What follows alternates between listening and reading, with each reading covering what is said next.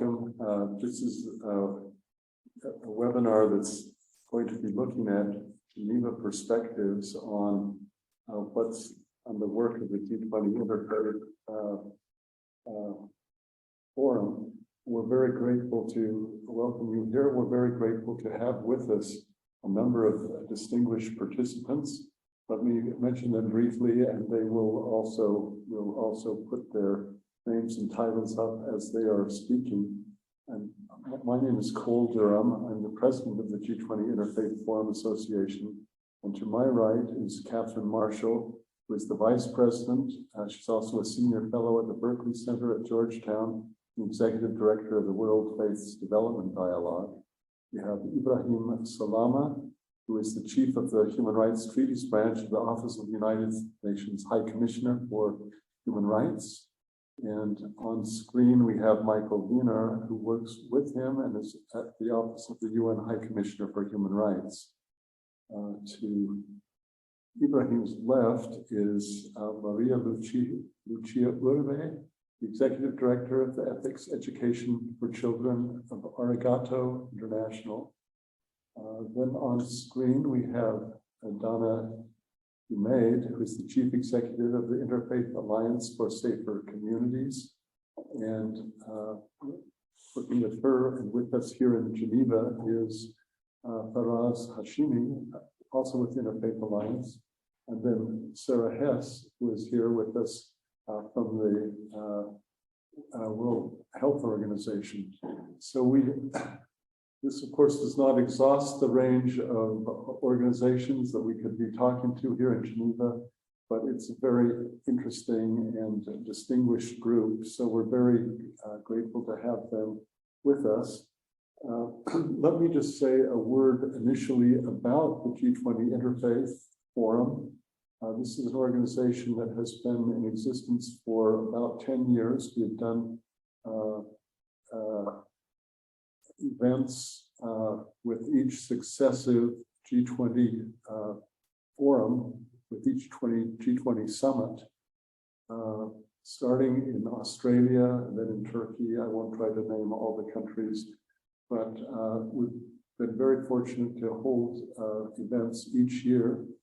And those of you who are aware of the G20 would be aware of its significance. It represents something like 80% of the economics on Earth.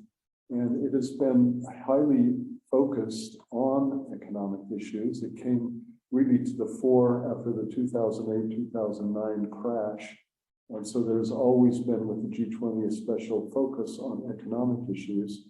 But over the past decade, there's been increasing focus as each host country chooses its priorities.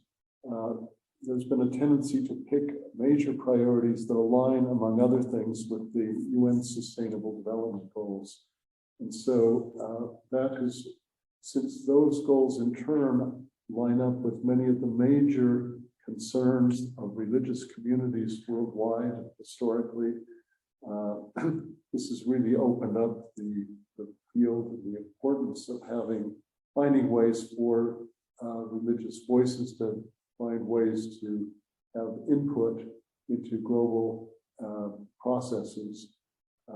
So we're very proud to have been able to work on that issue over the last several years. One of the things that has done is enabled us to focus in on some of the major concerns that religious communities have had for years, concerns about the vulnerable, concerns about things like health, poverty, women's rights, the climate, the environment, good governance, corruption, a whole range of issues. And we're grateful to be able to spend some time this past week in Geneva. The Human Rights Council is meeting at this time. The Special Rapporteur on Freedom of Religion or Belief finished her report, her actual report, minutes ago, and countries are now responding to that as we're sitting here. This was supposed to happen last Friday, so there wouldn't be a conflict, but that's how it is. But anyway, we're very grateful to be able to take advantage of this opportunity to speak with some experts about some of the key issues and see what they think of as some of the key issues. Let me just say for the audience, there is the Q&A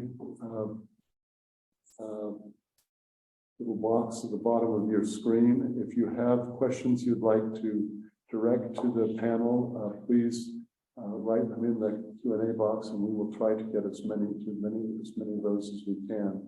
We have a hard stop at 4 o'clock because 2 of our panelists have other commitments. 4 o'clock Geneva time, you can translate into whatever time zone you're experiencing this from.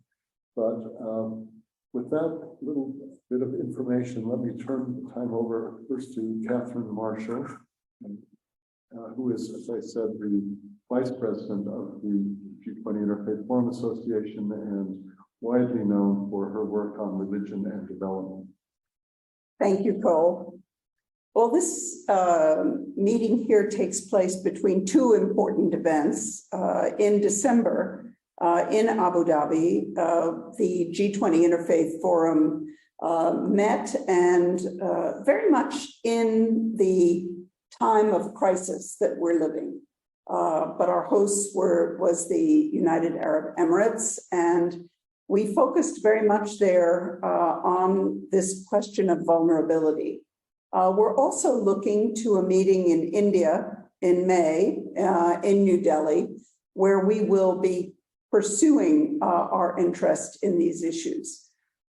Crisis is very much the name of the G20. It was created to provide a more flexible group of leaders who could come to terms, above all, with the economic and financial crisis, but also with the broadening set of global issues, which are so much interconnected, where you simply cannot separate the issues of climate from the issues of debt, from the issues of refugees, from the issues of banking reform. And so that is the way that the G20 Interfaith Forum has evolved over the years, focusing on both quite specific issues. For example, the roles that religious actors play in trafficking and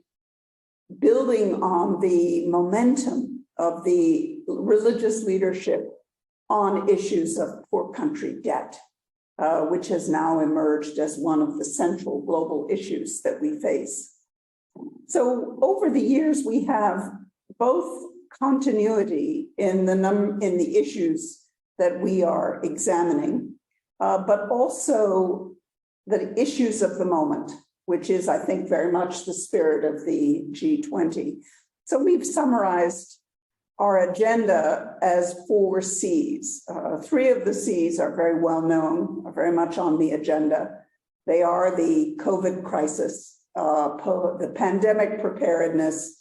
Where do we go? What have we learned? And what does this mean in terms of health systems, but also mental health and other issues that have emerged through this pandemic? Secondly, we're very much focused on the issues of climate, whether it is the Rainforest Initiative or the transition to sustainable methods. We are looking also to the COP28 in Dubai as a major landmark for 2023, as well as the G20. And finally, we have a continuing concern, which is again very much an issue for the religious communities, of conflict and conflict resolution and the impact and the implications of climate. But the 4th C, which I think will be a theme today in our discussion, but is very much at the heart of what drives us to work within the G20 context, is the issue of children. And the ways in which these multiple interconnected crises, the polycrisis or the perma-crisis, as some call it, one that never seems to end, how does it affect children in the next generation? So with that, I guess we'll turn it to Donna who was our remarkable host in Abu Dhabi in December and who is a continuing partner with the G20 Interfaith Forum. Yes, thank you very much, Donna, and thank you for all you have done to help elevate our work and direct our focus to some key issues. But let me turn the time over to you now to address the issues as you see them. Thank you very much, Professor Cole and Dr. Catherine. Great new friends and mentors really in this journey.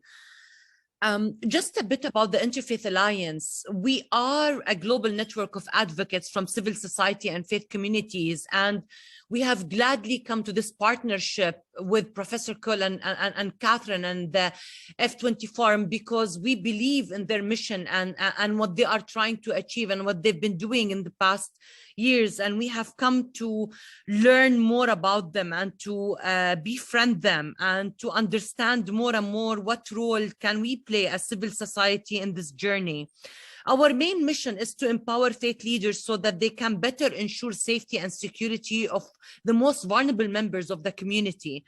And once empowered, faith leaders are in a perfect position to tackle issues of paramount importance to us all, such as child sexual abuse, refugees, human trafficking, and domestic violence. And as you are all aware, vulnerable people across the world are increasingly bearing the burdens of today's complex crises. Most importantly, it is children who are being disappropriately affected by the global turmoil. The global pandemic, ongoing violent conflicts, forced displacement, and environmental fallout have all exposed children to sexual abuse and exploitation, human trafficking, and modern slavery, and other forms of horrible exploitations. This tragic situation begs the question: if the existing institutional safeguards keep on failing the most vulnerable, who stands to protect them? We believe that these guardians can also and should be the leaders of faith communities.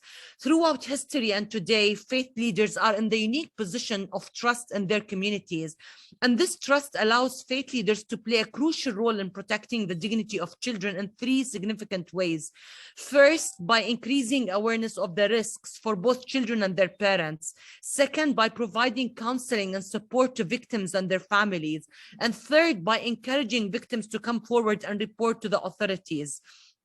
From my position as someone who works on investigating child crimes, during the pandemic, I have witnessed a decrease in the age of victims. Some of the videos that we've investigated and helped out law enforcement agencies to investigate was of children of 3 months old. So furthermore, we can be part of the global conversation on protection of children and other vulnerable members of our communities. And above all, relevant policy making can be informed by faith leaders' holistic first-hand experience in assisting vulnerable members of our communities. We at the Interfaith Alliance for Safer Communities believe that this is an opportunity which cannot be missed. And this is why we've come in partnership with Professor Cole and with Dr. Catherine to work together to better inform G20 leaders. By inviting faith leaders to be part of the global dialogue on this issue, we are increasing protection of the most vulnerable in a meaningful and lasting way. How can we great faith leaders play a role in the important conversation? Most importantly, it is imperative that faith leaders are invited to take stronger action on the global level, and the G20 agenda is the ideal place to double down on this engagement. Representing nearly 80% of the world GDP and 2/3 of the world's population, the G20 has significant influence and reach. This makes the G20 a priority platform for this cause. We have the pleasure of hosting the IF20 UAE Forum in Abu Dhabi, as Professor Cole and Dr. Catherine said last December, in collaboration with them. And the forum brought together nearly 150 religious leaders, faith-based organizations, and public officials, academia, and cultural organizations, with discussions focused on our 4 C's: children, coexistence, climate, and COVID. At the forum, we have seen the power of bringing all the relevant stakeholders together. We will be partnering with the G20 Interfaith Association to organize high-level gatherings in Asia and South America and in Africa. And we are in continuous conversations with them to see how can we better support this vision and how can we better support this mission. And we are looking forward to working with them closely in the coming few months. Thank you so much. Thank you very much, and thank you very much for your support, your friendship, and your energy and collaboration. As Donna just indicated, in fact, we've spent a few hours earlier today working on plans for different things, because one of the things we've found with the G20, in the early years, we would do something in connection with the host country, but we're increasingly realizing we need to connect with those working on this process in all the G20 countries and beyond. We just did a large conference in Africa, in Ethiopia, which with the African Union, and realizing that we've got something like 57 countries in Africa, one member of the G20, but many of the issues that are being faced are in Africa. So we're trying to reach out further, and we appreciate the support. So let me now next turn to Maria Lucia, and well, her background will be put up on screen, but she's also working with children's issues, but also with education issues. So this is another vital area to think about. Yeah. Thank you, Paul, and thank you, Catherine and Dana. Pleasure to be here with you in this discussion. And I would like to start by saying that when I looked at the topic and the themes of the G20 this year, which is one Earth, one family, one future, and related to the principle of Vasudhaiva Kutumbakam, which is this interconnectedness of human beings and everything that happens, I realized how fitting this is for our work, working with religious communities, because it's at the core of what we do. Work with religious communities is this interconnectedness, the shared values, and how we respond ethically to issues that affect us. So when I think of the G20 Interfaith Forum, I feel that this year we should be more present than ever, because I think there is this ethical demand to work more in solidarity, and that decisions that take place in the G20 need to permeate values and ethics in our society, and that's where religious leaders have a role to play. So when I started also to look more into the G20 priorities and education, then I started to think, so what are the realities that children are facing when it comes to education? And there are a few things that I think the G20 is focusing on. One is learning poverty. And so learning poverty is defined by children when they turn 10, with their ability to be able to read a simple text. And we know that during the pandemic, there was an increase in learning poverty from 53% to 70% in low-income and middle-income countries. And so that's one of the main focus for UNICEF, for all the agencies, is what they call the learning loss, now calculated with this learning poverty. This is a main focus also in the G20 discussions. What do we do with the learning loss during these years of the pandemic? We know that there is related to this, there have been calculations in terms of what is the loss of earning for a child that has been educated during the pandemic for the future of the child, and is calculated in $21 billion. And for the children that were during the pandemic. So a lot of the focus is on the economics of the learning loss. And then if you look at the percentage of on the budgets of education in countries in low and middle income countries, there was a decrease from 2020 of almost 14% in budgets allocated to education. So despite the importance of education and this learning loss, budgets were decreased during the last 3 years or so. So if you take this panoramic view, and then you take also the technological gap during the pandemic that forced many children to drop school, many children never came back to education. They never learned because they didn't have access to education. There were only 50% of the children around the world during the pandemic who had access to the internet or even access to a computer at home. So that means that many children are not back in school. Then you take this, and you take also the 222 million children around the world that live in crisis-affected countries. And from these, around 78 million are children who are out of school. And if you take this number, 84% of these children live in countries where we have protracted crisis. Afghanistan, Yemen, Sudan, South Sudan, DRC, Mali, and a few others. So this is a panoramic view of what we see when it comes to education. And then you take the priorities, when I started to look at the priorities of the G20 in terms of education, and they are very much related to these issues. One, of course, is foundational learning, which is literacy and numeracy, because of this learning loss. That's the first priority they have.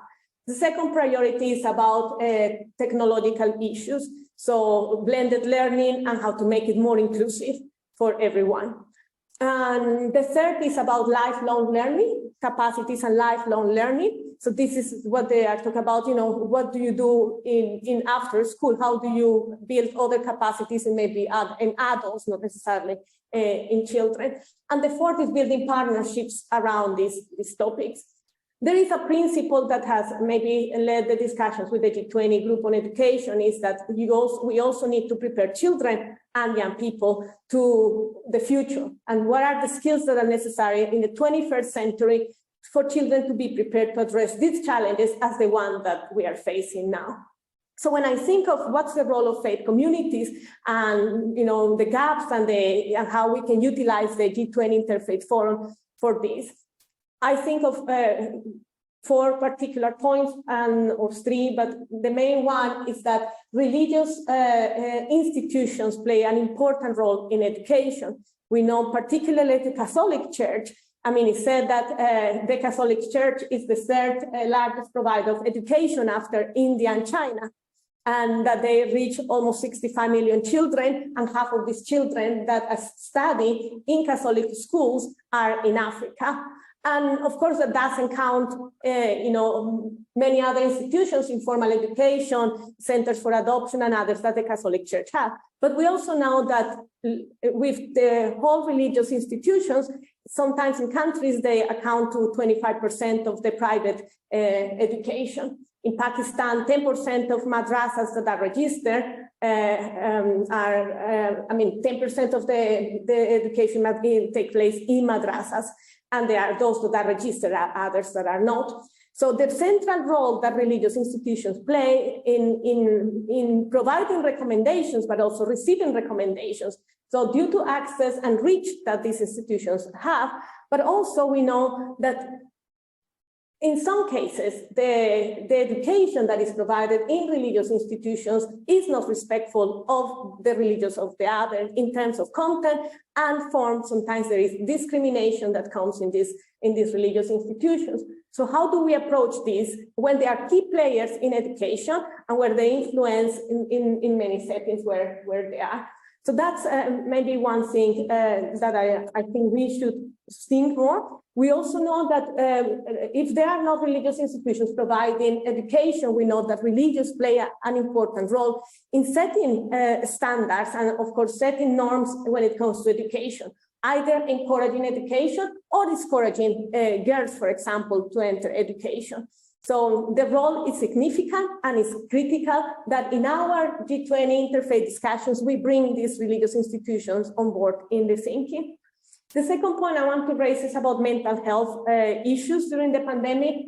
This is a topic that people don't talk much about. UNICEF has provided many reports, WHO as well, but the impact on children shared that they felt depressed, they felt anxiety, and even when they came back to school, they are not fine yet. And the focus is on exams now. So children came back and it's exams because we need to measure the loss of learning. So we know that when it comes to well-being and academic performance, there is a proportional directly relation between that. So we know that children learn better when they are mentally well. And so it is particularly important that we address the mental health. And there is where religious leaders can also play a role. Faith-sensitive psychosocial support and mental well-being of children is critical in many places where religious institutions or religious communities are placed. The way to address mental health issues is through the spiritual aspect of the child or of the community. So that's my second point. And last but not least is the issues when the G20 talks about skills for the future and the 21st century skills. What are the skills that are needed for children to learn to live together with others? And this relates with the current situation we live in, the world of polarization, increasing nationalism, hate speech, discrimination that we see in societies that are, of course,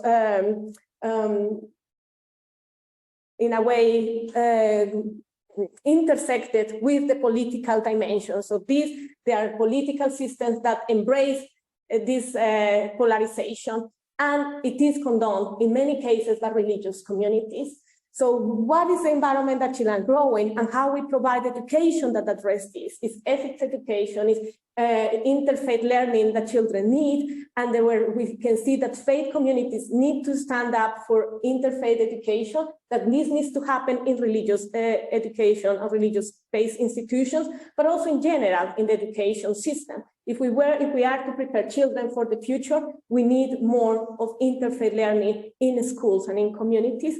So I'll leave it there with these 3 recommendations. I think it's fair to say you've left us with a lot of things to think about. Thank you very much. I want to turn now to Ibrahim Salama, who is a very distinguished official at the United Nations and has great responsibilities for spanning a number of areas, including primarily for all the human rights treaties, but he brings a wealth of experience, so we'll turn to you at this point. Thank you very much, Professor Cole. Let me try to extract from what has been said so far, particularly you and Catherine, when you refer to the G20. And the question I'm thinking about listening to both of you speaking is, what does it manifest to have the G20 in the first place? You gave explanations, but it's not the only forum outside the UN that deals with global and strategic issues. What's the significance of this fact? And what is the potential contribution? Particularly, why the Interfaith Forum in the G20 has had this history and not in other forums like Davos or others? And what is the potential that lies there? You mentioned that it came out of the increasing real importance of economy in world crises at large. Is it correct to think that economy is much more discussed outside the UN than inside the UN? And that when it's discussed inside, it's in intellectually polarized manners between the WTO and the UNCTAD and the other debates about developments in their generality. So the economic question is fragmented at the UN and probably most handled outside than within the multilateral setting in reality. Secondly, interconnectedness, or that link to all what has been said, including Maria and Dana as well. I feel, and it's a personal impression, that in different regional, national, international organizations, we are just chasing our tails, running after symptoms, always. And that there are very few forums, debates that are really focusing on the grassroots of the problems. And that this phenomena of fragmentation of the international agenda, is it really a lack of conceptual coherence or intelligence? Or is it rather a reflection, or everybody knows that it's fragmented and that this is not conducive to the best solutions, but it's rather a reflection of the depth of conflict of interest that makes it unavoidable that each pressure group in whichever organizational setting, after all, runs after its own interests, and thus self-perpetuating this endless not only proliferation of mandates and mechanisms, but also the conflict between the different outcomes, because they're cast in different languages and they do not factor each other. All of this to say that at the very limited scope that we could manage in the Office of the High Commissioner, we tried to start with, and Michael will address this after me, was trying to inject coherence in a number of ways. The three postulates or premises of interdependence, interconnectedness, and trying to connect all these dots. When we realize that the threat to universality is predominantly coming from taking universality of human rights for granted. It shouldn't. Secondly, the role of religion. It has always been suspicious in the area of human rights, misunderstood, and then at best confined in the freedom of religion as such. So one of the aims of this framework, and again, Michael will elaborate, how did we manage to, at least we hope, progressing in this dimension, is to deal with religious and faith actors at large as human rights accountable actors who deserve attention, who need to be empowered, but who are also accountable. So the Faithful Rights Framework in a nutshell is a human rights-based approach to religion or belief. And most of the time, beliefs are forgotten for the sake of religion, although they are of equal importance. The third element behind our attempt to link the dots and to try to get out of the spiral of chasing tails collectively, while we all know that it's not going anywhere, is that we try to link the dots in two ways. Number one, between the disciplines. So it's not only about freedom of religion, it's what do faith traditions contribute to the raising of children? How can they serve rights of the children, not only under the CRC, but in a much larger way?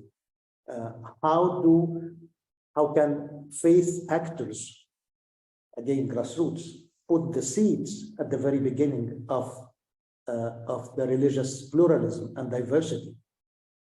And we will discover that children are so, I don't usually like the term tolerant, but open-minded to the differences, and it excites them rather than frightens them. It's only because at the very early age, faith actors are not equipped to transmit these complex human rights notions, although they are not born with the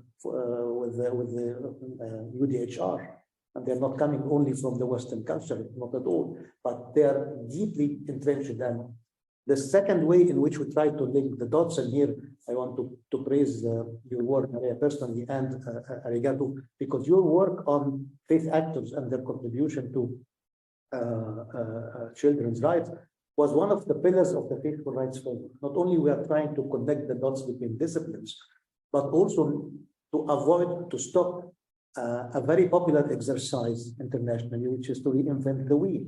We're trying exactly to connect the dots between what exists, hoping that one day we will be able to counter the overwhelming current of proliferation and disconnect between different agendas. And I will leave the rest for Michael to give concrete examples of what I try to convey. Thank you. I know that you and Michael are a powerful team, but you've really given us something to think about at a much more general level that I think is very helpful. But we'll turn time now to Michael to finish connecting the dots, I guess. Many thanks indeed. And in fact, I wanted to pick up some of the points that Ibrahim already raised, and actually also linking the dots again to what was said earlier on, especially by Maria Lucia, and really the great work that Arigato is doing, and also very concretely to previous sessions of the G20 Interfaith Forum, at which, at least at some of which, also the Office of the High Commissioner for Human Rights has participated in the past. There were, I mean, almost consistently also the Special Rapporteur on Freedom of Religion or Belief, or the Special Rapporteur on Minority Issues participating.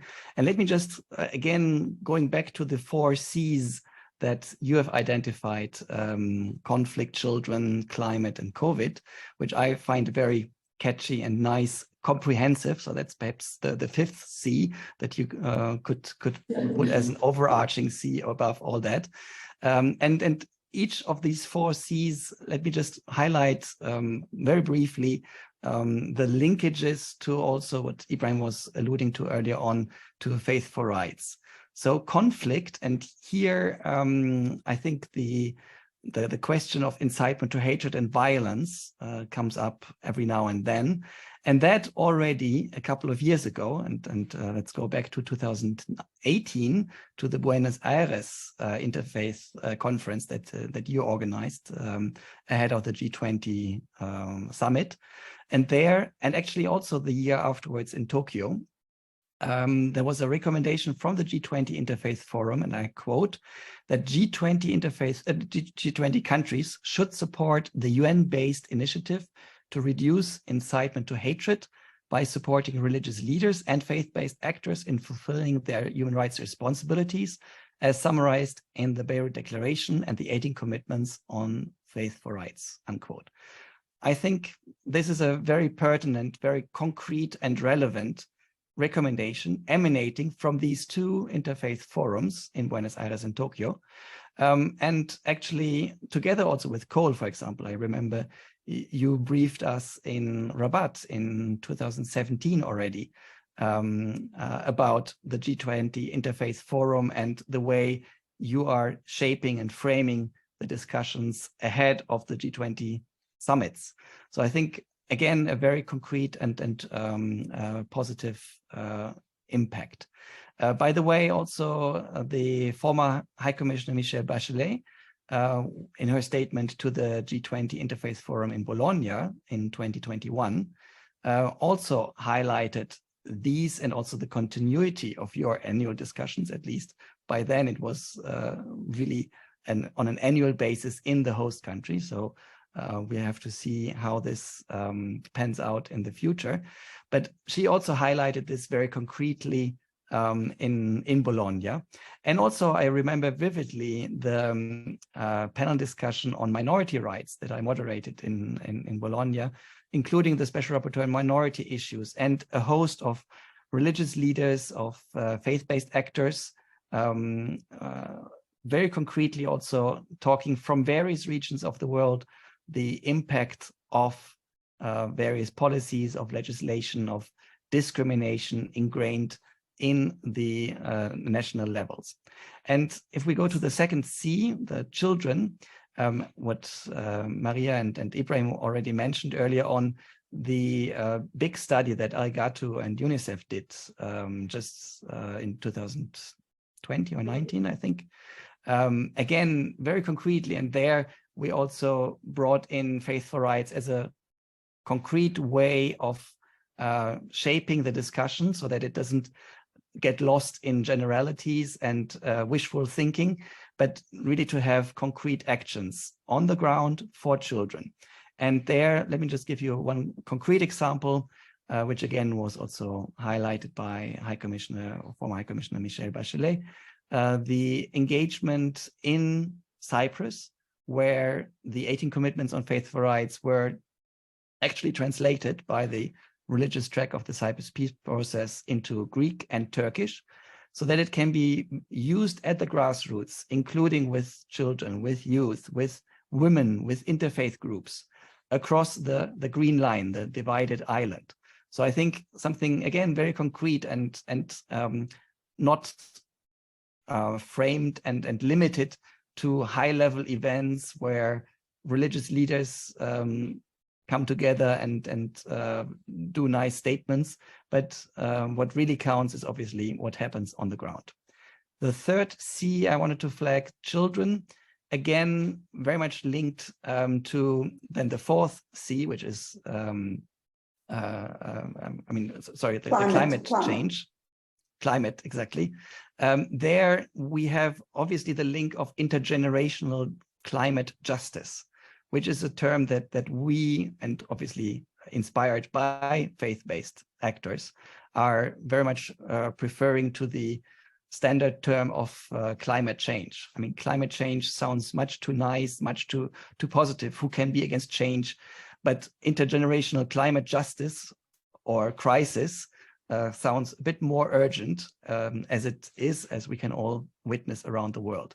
And here to really see and listen to the voices of children is of utmost importance. And again, a very concrete example, together with the United States Institute of Peace, with Religions for Peace and the University for Peace, and OHCHR and the Special Rapporteur on Freedom of Religion or Belief, we launched last December an online course called Religions, Beliefs, and Human Rights, a Faith for Rights approach on the global campus. And there, one of the really compelling examples and interviews is with actually really young people, teenagers, talking about intergenerational climate justice. And the final C is COVID. Again, very concretely with a host of partners, also with the Office of the Special Advisor on Prevention of Genocide and the Alliance of Civilizations. And I can't refer to all the faith-based actors. We have come and facilitated a global pledge of these faith-based actors to address COVID-19 together with the United Nations. Again, very concrete actions. I mean, webinars at the time, obviously, in 2020, 2021, but also on the ground, especially with the wonderful facilities that, for example, Religions for Peace has been offering. So this is just a snapshot, and I'll hand back to Cole for any follow-up. Thank you very much, Michael. And I think you've helped underscore why it is that we've been so anxious to endorse and involve and relate to Faith for Rights, the broader, catching some of the broader vision here, but also the very concrete ways in which religion can advance things that are going on. And this is something I think is particularly important in our modern world, where it's so easy to forget the importance that religious institutions, religious players can make on a lot of the vital issues that we're facing.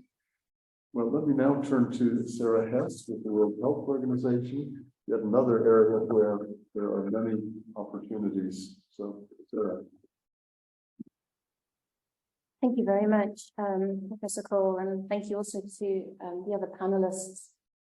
I'd like to just pick up on one or two points made by others. I think we've all spoken about the interconnectedness, and that's why we're here today, because we believe in it and we believe in that it's a way forward and an approach to take.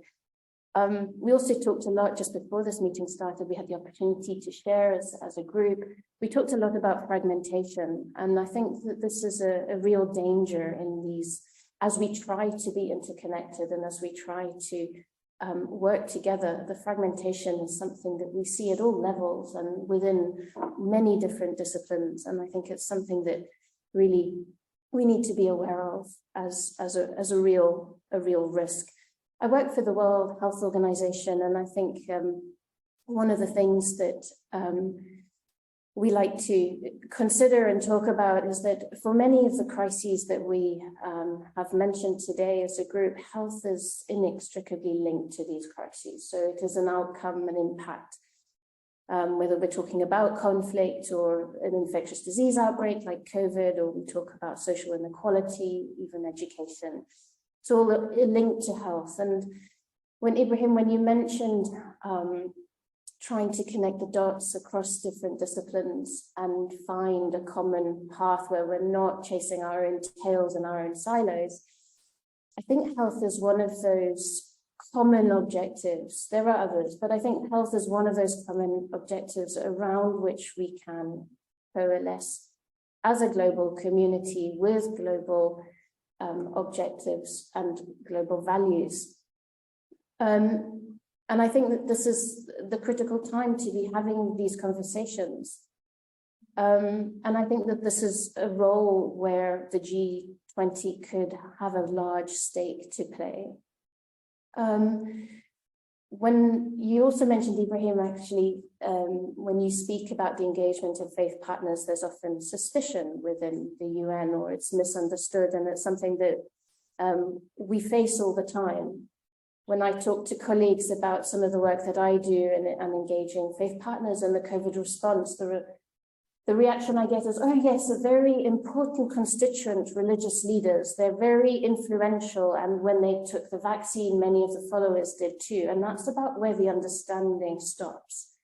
And so I think from our perspective at WHO, what we're very interested in doing, and this kind of is that cross-cutting space of where do we make partnerships that are effective, that are building constructively around common objectives and common agendas?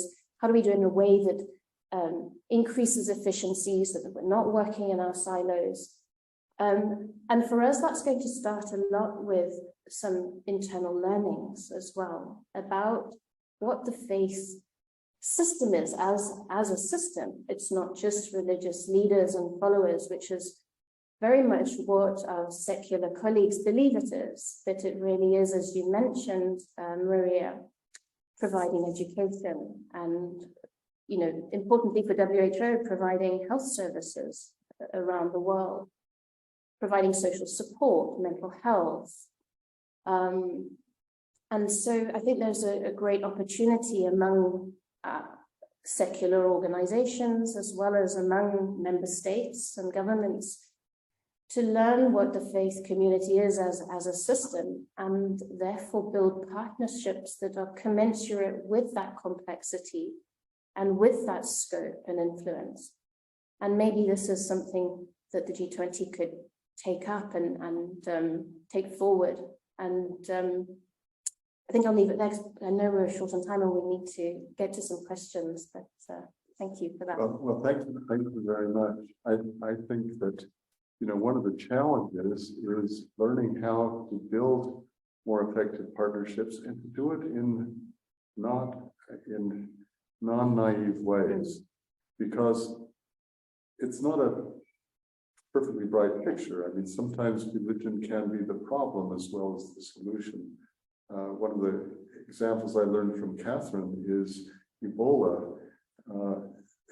Religious leaders were very helpful in terms of identifying and helping work on the problem. There was one problem: 60% of the cases were coming from people touching bodies at funerals, and there needed to be, so it was complicated. And I think that's often the case, that some of the suspicion is well grounded and needs to be addressed with clear-sightedly, but there's also much to learn, because the religious communities have often had, you know, not just years, but centuries of experience dealing with these issues, longer than there have been nation states.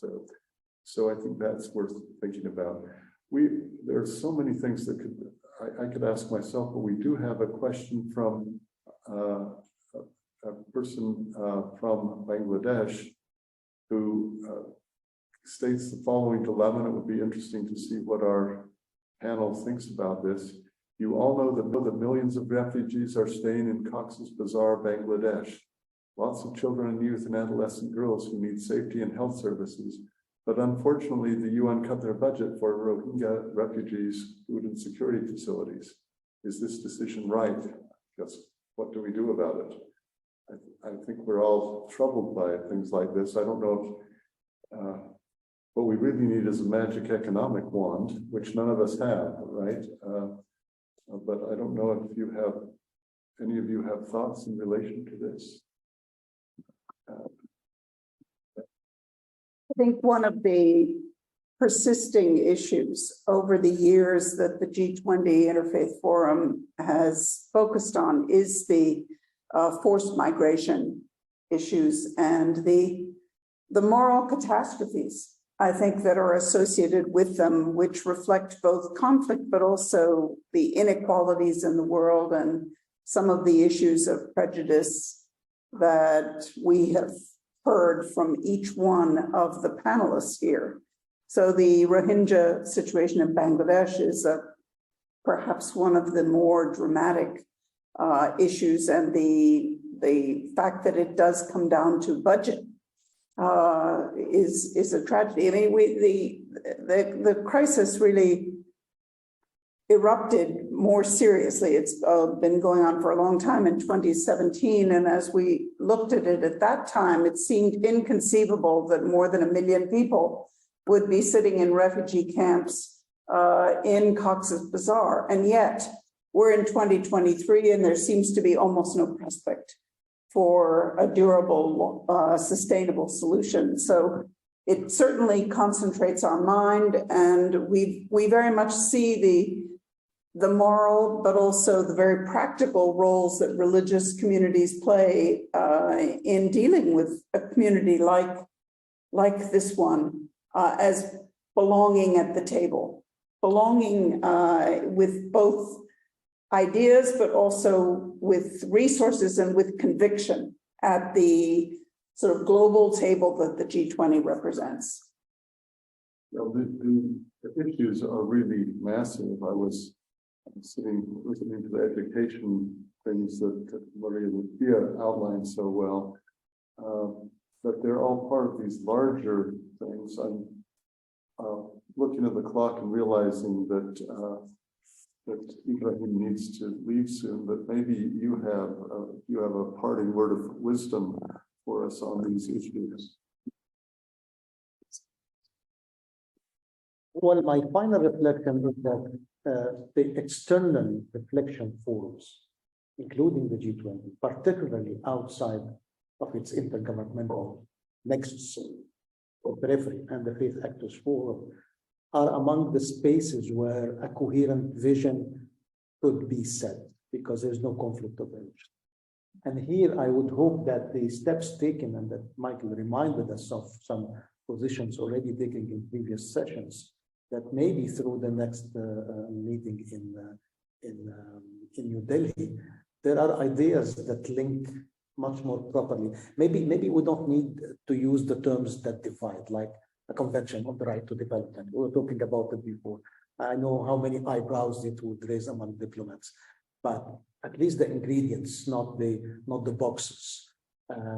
It's a place for reflection of that kind, and probably the solution will come from there. I'm not expecting solutions coming from those whose understandable conflict of interest perpetuates the status quo. It's external force, especially of independent experts.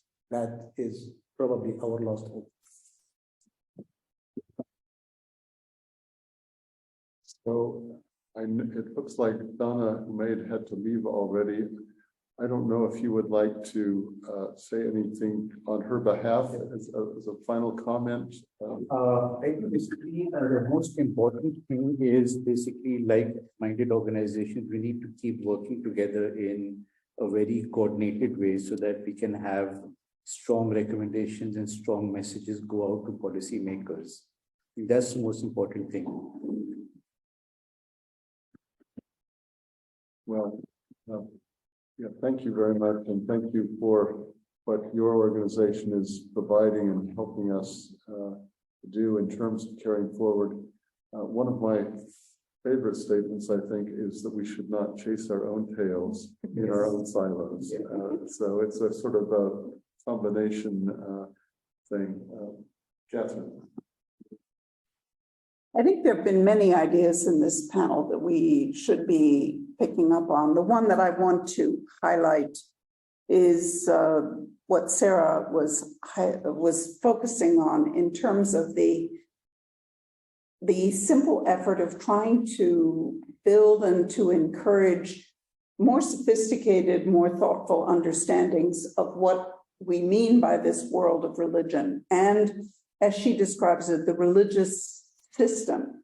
If we look at the private sector, I think that there's a growing awareness that this is an enormously important, complex world that goes all the way from a village store all the way to these gigantic global institutions. But the same is very much true of this extraordinary world of religion. We use very often a number, which is a tricky number because we're not sure always what it means, that 84% of the world's population has some religious affiliation. But then what do you do beyond that? How do you understand the very global, the transnational, the very, very local, the fractious, but also the areas of deep common caring, common compassion, common humanity, common dignity, as it's described, that we see as binding even very disparate communities across the world. So the sense of helping all of us to understand better what we're talking about when we talk about the religious world, I think is one of the core objectives of the G20 Interfaith Forum, and its basic argument that this experience, these institutions, these people have important contributions to make to the global debates, that it needs to be part of a continuing dialogue and analysis. So I think that's one of the important takeaways from this discussion today, this need for better understanding and a willingness to come to grips with the complexity of it all. I'm looking at the clock and looking at three people who I'd love to hear some brief final words from. So from Sarah, from Michael, and from Maria Lucia. Wonderful. No, thank you. It's been a great opportunity to be with like-minded people who are working towards a similar agenda. And I hope the conversation doesn't stop here. Very happy to follow up afterwards. Thank you. Michael. Many thanks. And I just in the chat included a hyperlink to a recent minority artists contest and exhibition that we jointly did with UNHCR. And the reason I'm doing it is because one of the awardees is Abdullah, who is from who lives in Cox's Bazar. So referring to the previous question that you Cole read out again from the chat box. And if you look at this exhibition, which is there also with several of his examples of his photographies from Cox's Bazar, and also raising the perhaps abstract questions of discrimination against stateless persons, or the persecution of Rohingya Muslims in Myanmar, of which we have, for example, also 2 reports by the Office of the High Commissioner for Human Rights currently at the ongoing Human Rights Council session being discussed.